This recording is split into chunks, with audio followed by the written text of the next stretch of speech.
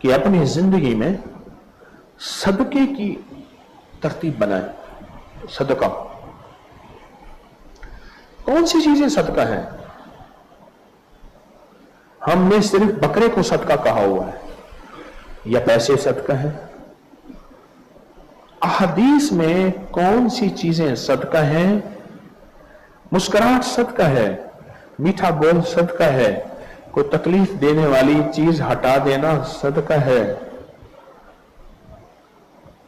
آپ کسی کی تکلیف ہٹانے کا صدقہ، پیسوں کا صدقہ کرتے ہیں، آپ بکرے کا صدقہ کرتے ہیں، ٹھیک ہے کرتے ہیں، اچھی بات ہے، لیکن تکلیف ہٹا دینے والی چیز کے صدقے کا فیصلہ کریں.